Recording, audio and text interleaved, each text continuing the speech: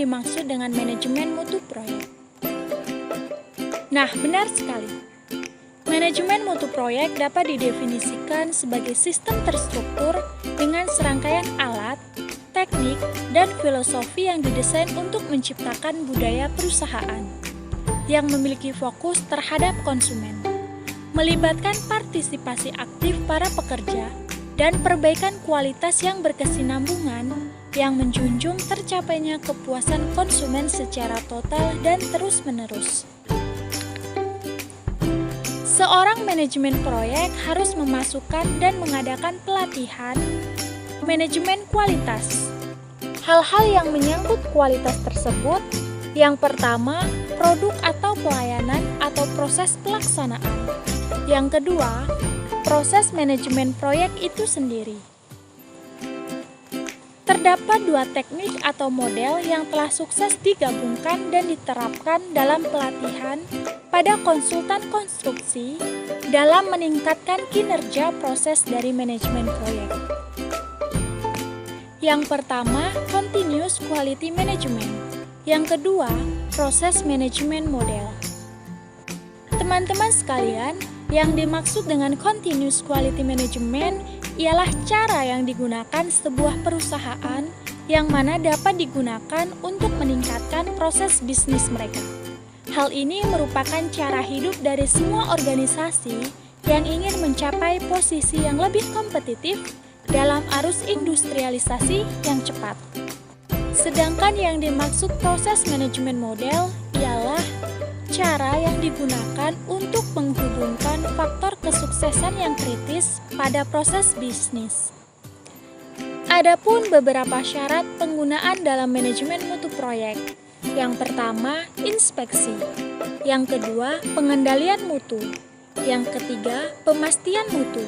Yang keempat, manajemen mutu terpadu atau total quality management.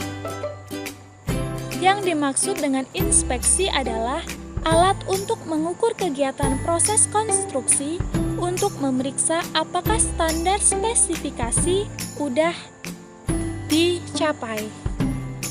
Sedangkan pengendalian mutu adalah teknik dan aktivitas operasi yang digunakan agar mutu tertentu yang dikehendaki dapat tercapai. Pemastian mutu adalah seluruh tindakan yang sistematis dan terencana yang diperlukan agar terjadi kepastian dan kepercayaan terhadap mutu produk atau jasa yang diberikan. Dan yang terakhir, manajemen mutu terpadu. Pada era saat ini, sangat penting meningkatkan kualitas dari sebuah produk yang dihasilkan. Peran penting manajemen mutu proyek. A. Menciptakan kancah kompetisi yang semakin bebas dan ketat. B. Reputasi perusahaan. Kualitas akan muncul sebagai persepsi tentang produk baru perusahaan, kebiasaan pekerjanya, dan hubungan pemasoknya. C. Kehandalan produk. Pengadilan terus berusaha menghukum organisasi-organisasi yang merancang, memproduksi, atau mengedarkan produk atau jasa yang penggunaannya mengakibatkan kerusakan atau kecelakaan. D. Keterlibatan global merupakan suatu perhatian internasional. Semua produk perusahaan yang akan bersaing di pasar internasional harus memenuhi ekspektasi akan kualitas, desain, dan harga secara global. Ketiga, proses-proses manajemen mutu proyek. Yang pertama, perencanaan mutu. Perencanaan mutu merupakan proses mengidentifikasi standar mutu yang berkait dengan proyek dan bagaimana cara pencapaiannya. Yang kedua, jaminan mutu.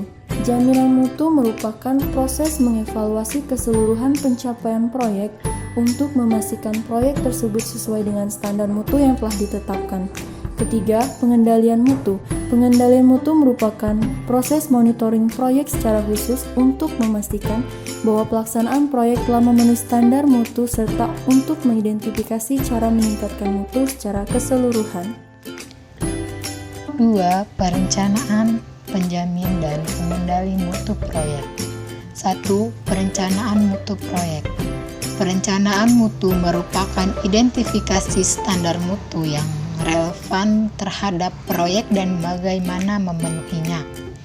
Dalam perencanaan mutu proyek memiliki suatu visi dan misi, yaitu apa yang akan dicapai dan bagaimana cara mencapainya.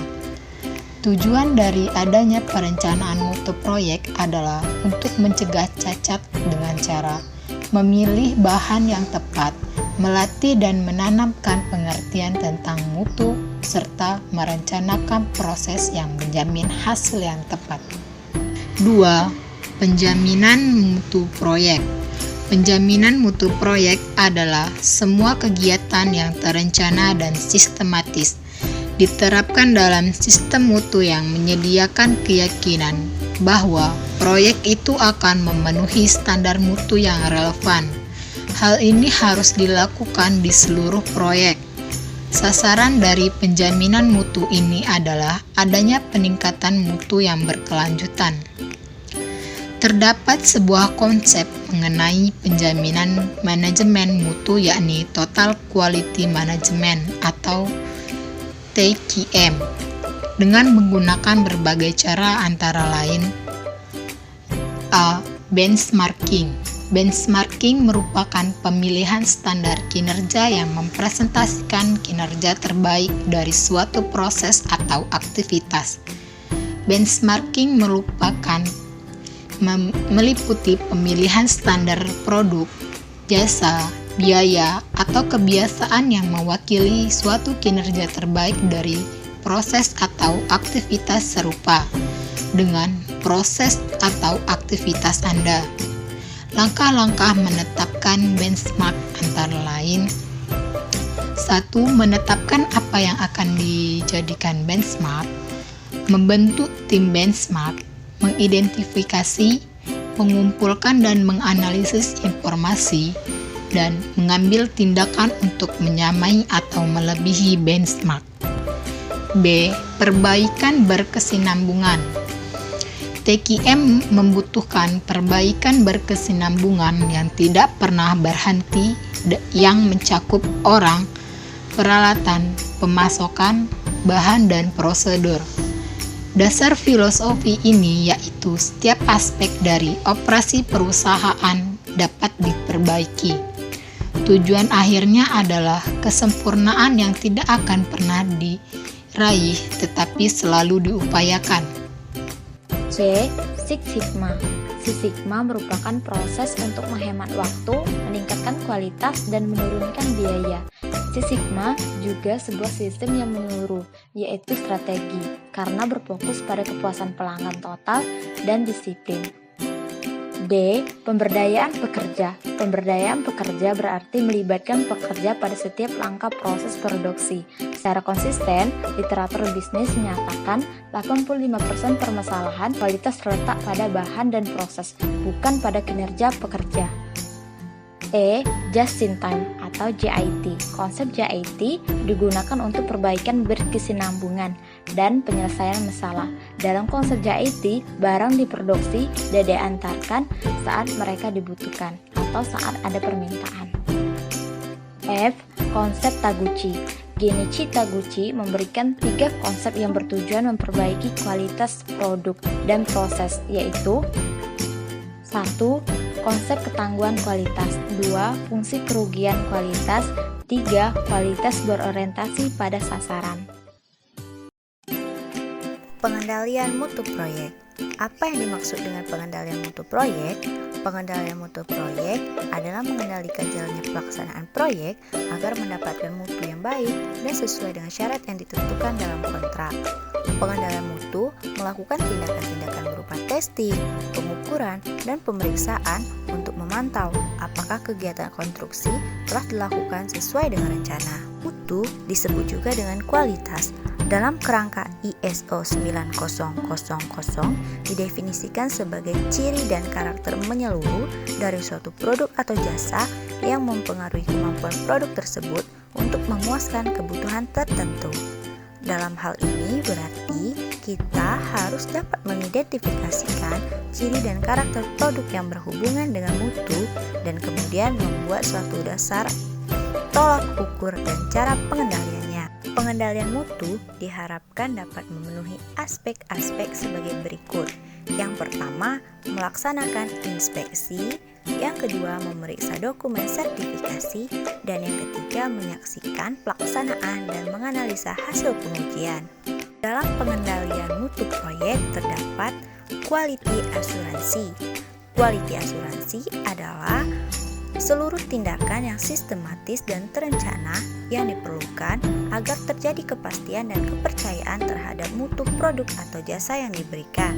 Kemudian, dalam pengendalian mutu proyek terdapat juga yang namanya Total Quality Management atau biasa disebut dengan manajemen kualitas terpadu.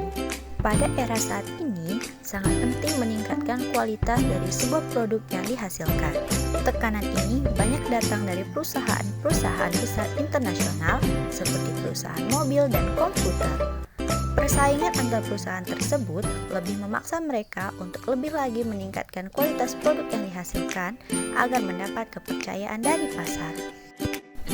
Sistem manajemen kualitas berdasarkan ISO 9000. ISO 9000 series adalah standar quality management yang dibentuk berdasarkan dari konvensi pada tahun 1979. ISO 9000 dibentuk sebagai dasar dari suatu seri standar quality management yang disusun secara lengkap pada tahun 1982 dan dikenalkan secara umum pada 1983. ISO 9000 series standar memperkenalkan persyaratan-persyaratan penting perusahaan butuhkan untuk menjamin konsistensi produksi dan pengiriman yang tepat waktu. Persyaratan-persyaratan dapat dipenuhi dengan jalan membangun standar-standar yang tersusun sebagai sistem manajemen quality. ISO 9000 series mampu memberikan keuntungan dalam manajemen quality bagi semua organisasi, baik organisasi besar maupun organisasi kecil, organisasi masyarakat atau swasta, tanpa terlalu mencapai bagaimana organisasi itu harus berjalan. Pada penerapan ISO 9000 dengan benar, maka organisasi akan mampu membangun perusahaannya sehingga mempunyai kemampuan penyediaan barang dan pelayanan yang sesuai dengan keinginan dan kebutuhan. Hal ini akan membuat perusahaan lebih menarik bagi pelanggan baru ataupun pelanggan lama, meningkatkan kepercayaan mereka bahwa perusahaan mampu memenuhi harapan atau tuntunan mereka. Alat bantu dan teknik dalam pengendalian mutu proyek. Yang pertama yaitu check sheet. Check sheet digunakan sebagai alat bantu pengumpul data, tetapi tidak cukup memenuhi syarat bila digunakan untuk menganalisa data, karena semua data yang dikumpulkan adalah data fakta yang sedang terjadi atau berlangsung. Yang kedua yaitu Pareto diagram.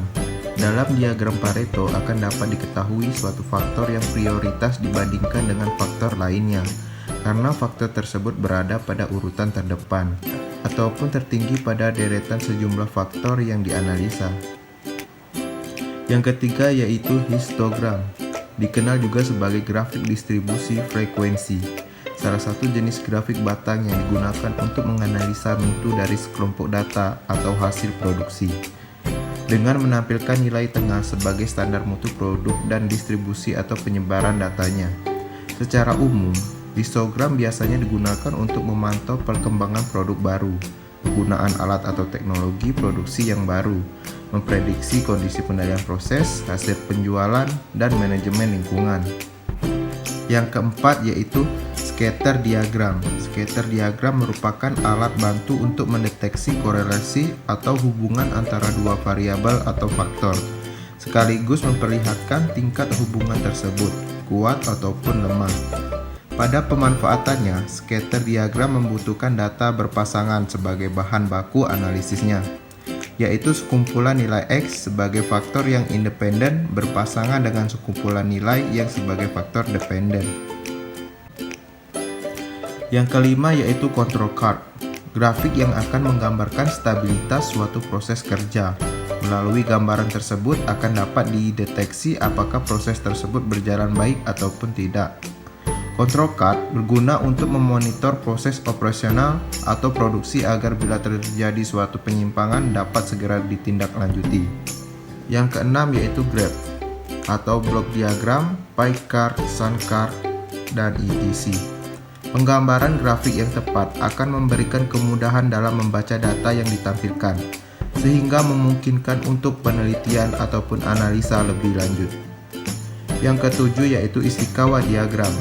Ishikawa diagram menggambarkan tentang suatu kondisi penyimpangan mutu yang dipengaruhi oleh bermacam-macam penyebab yang saling berhubungan. Manfaat optimumnya adalah mampu menampilkan akar-akar penyebab yang sesungguhnya dari suatu penyimpangan.